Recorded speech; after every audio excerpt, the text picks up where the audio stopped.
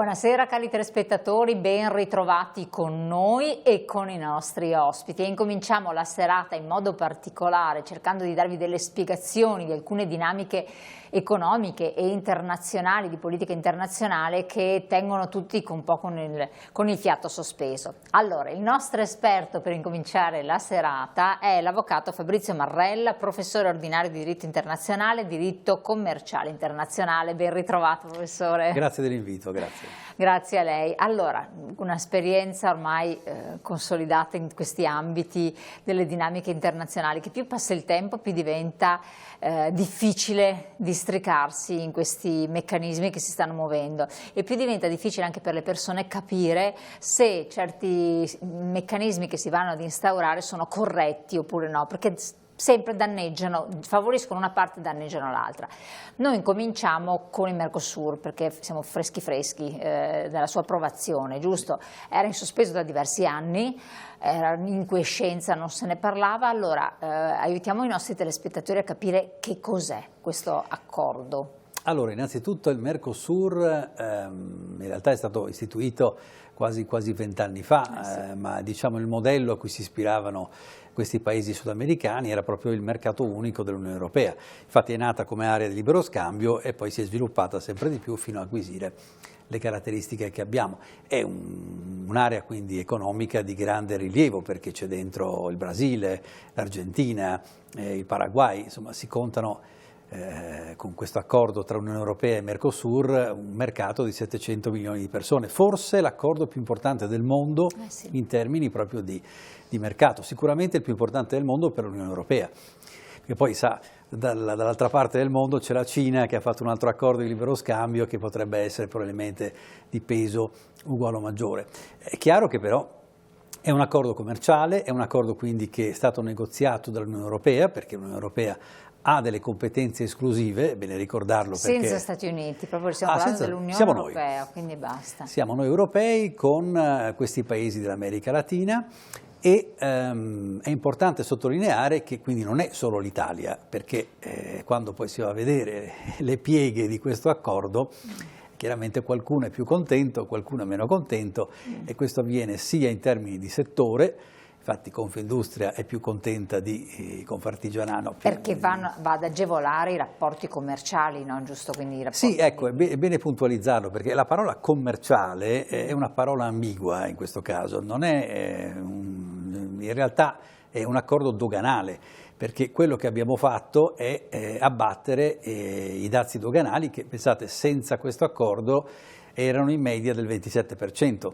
Quindi noi con un accordo commerciale Unione Europea-Mercosur portiamo a zero, ovviamente su una serie di prodotti, i dazi doganali. Quindi vuol dire che noi che produciamo, magari assembliamo certi prodotti, li portiamo su questi mercati ed è più facile che vengano commercializzati perché non hanno da pagare questo dazio, questo quid, che era non poca cosa, giusto? Esatto, perché un dazio è una sovrattassa, se ci pensiamo, no?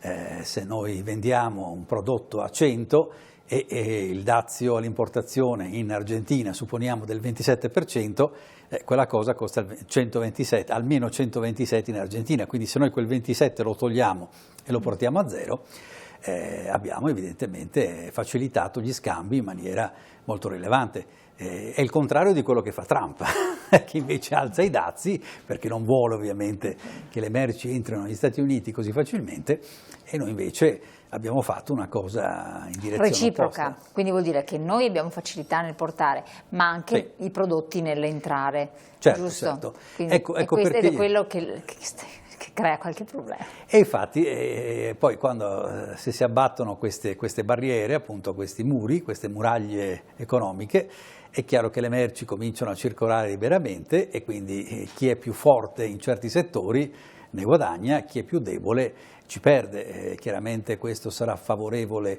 per la meccanica, la chimica, dal punto di vista ovviamente europeo, perché chiaramente insomma, è più difficile per gli agricoltori europei esportare in potenze agricole come l'Argentina e il Brasile, però non è impossibile. Però se non sbaglio mi sembra 57 prodotti DOP, prodotti qualificati nostri, potranno ecco, entrare più agevolmente, giusto? No, quello è un problema... Cioè potranno andare da loro più agevolmente.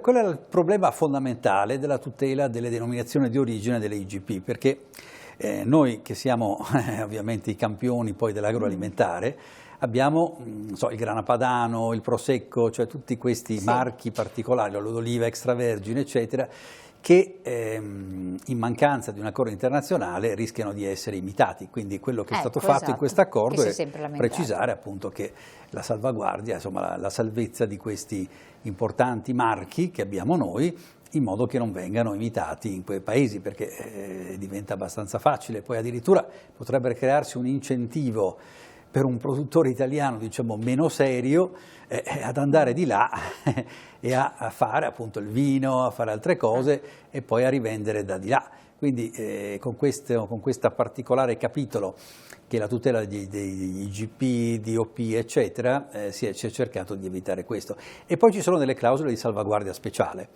che servono proprio a evitare quello che diciamo, tecnicamente si chiama fenomeni di disorganizzazione del mercato, che si creano appunto quando si abbattono le mura tariffarie.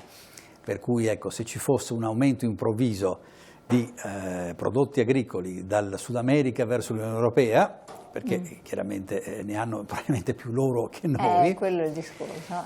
Però diciamo, abbiamo dei meccanismi per frenare questa invasione di prodotti quando superano una certa soglia. Che meccanismi ci sono? Beh, un meccanismo che prevede il 5% e fa scattare delle salvaguardie, cioè vengono reintrodotti i dazi se questo supera un certo quantitativo di prodotti. Questo dovrebbe essere sufficiente a salvaguardare i nostri ambiti produttivi più sensibili a questo? Diciamo sì e no, perché ovviamente ricordiamoci che questo è un accordo dell'Unione Europea e non dell'Italia. L'Italia è uno dei 27 Stati membri, però per l'ha cui accettato. Ha accettato, ma non poteva fare a meno perché è competenza esclusiva dell'Unione Europea, quindi è riuscita a influenzare, e hanno fatto bene in qualche modo, per esempio la tutela di queste IGP. Però quando si parla del 5% ecco, di salvaguardia, non è che ci si riferisce a una regione italiana, per esempio, ci si riferisce all'intero settore su scala europea, quindi è tanta roba. Però diversamente non si poteva fare. Cioè, ricordiamoci che appunto è la sintesi, questo accordo di 27 Stati membri, quindi la Germania chiaramente ha molto più interesse di noi a fare un accordo del genere. Però diciamo, abbiamo avuto già una piccola esperienza col Canada, col Giappone, e questi accordi in realtà funzionano abbastanza bene. Perché soprattutto c'è il discorso dell'automotive anche, no? Che potrebbe essere uno sbocco insomma, interessante per evitare la crisi, l'impasse in cui si trovano attualmente. Quindi, questo accordo prevede appunto delle clausole, delle normative, delle tutele. In che gabbia si trova? Beh, è un accordo commerciale, appunto abbiamo detto, di tipo abbastanza classico. Innanzitutto, ecco, precisiamo, sono due gli accordi. E questo è l'accordo che riguarda solo la parte daziaria e quindi è stato negoziato dalla Commissione europea, come prevede il trattato istitutivo, e quindi parla solamente di abbattimento daziario, quindi di lotta contro le barriere non tariffarie, insomma, materia classica. Bisogna anche dire che non è ancora tecnicamente in vigore, perché ovviamente c'è stata molta confusione, ma in realtà qui è successo che il Consiglio ha autorizzato la Presidente, la von der Leyen, a firmare l'accordo, quindi a chiudere i negoziati, perché la firma di un accordo internazionale vuol dire solamente la chiusura e non l'entrata in vigore. Poi questo accordo tornerà al Parlamento europeo e se ne vedranno delle belle, perché il Parlamento europeo, alcuni parlamentari hanno già minacciato di rivolgersi alla Corte di Giustizia dell'Unione Europea, in quanto la Commissione, secondo molti, il Consiglio, prima di autorizzare la von der Leyen, doveva chiedere al Parlamento cosa ne pensava, invece hanno bypassato il Parlamento, però adesso ci arrivano comunque.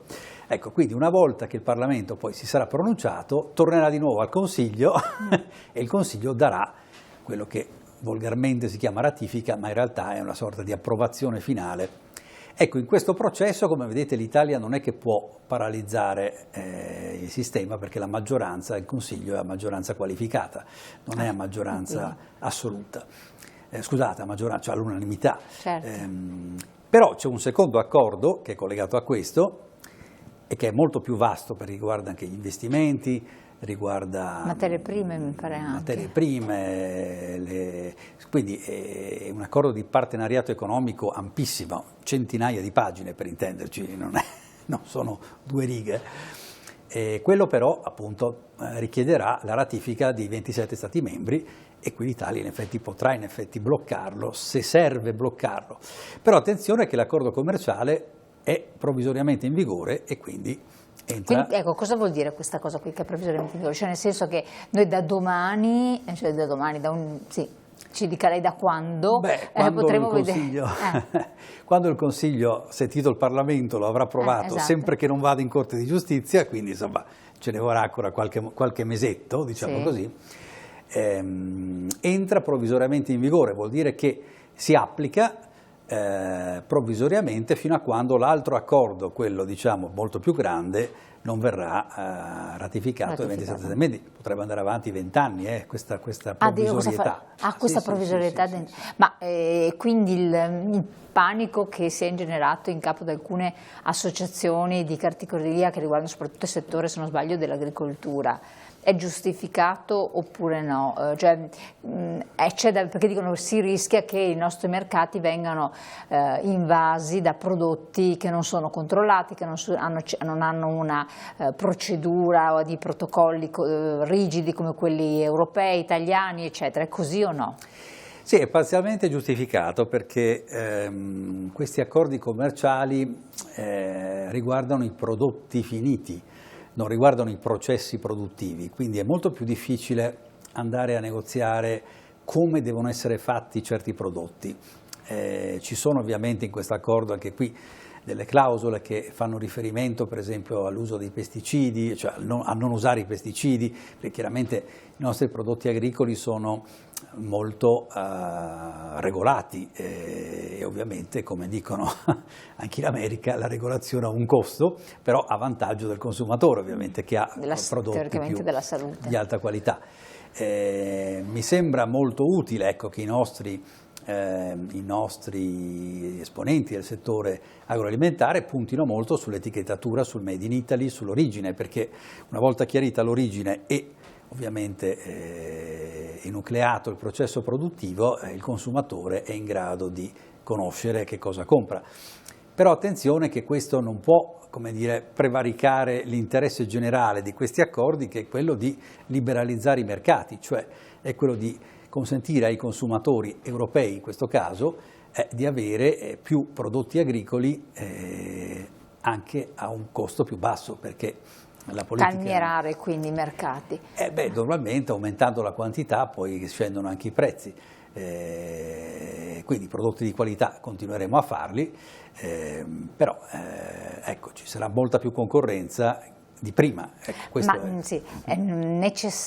non è necessariamente non è che il prodotto che viene da un altro paese debba essere dannoso alla salute, anziché, o giusto o no? Certo, infatti è una questione poi appunto di marchio, di procedimenti produttivi, ma a livello, qui siamo a livello di rapporti tra stati, è difficile che uno Stato dica all'altro come deve fare i formaggi, quindi anche lì insomma non dobbiamo chiedere troppo a questi accordi commerciali, danno, come dire, delle normative quadro, e poi l'etichettatura serve proprio a far riconoscere al consumatore cosa sta comprando. Quindi a questo punto i commerci si apriranno, ci saranno nuove opportunità, senza dubbio, da una parte e dall'altra, e alla fine sarà più responsabilizzato il consumatore finale nella scelta, quindi anche questo è un aspetto.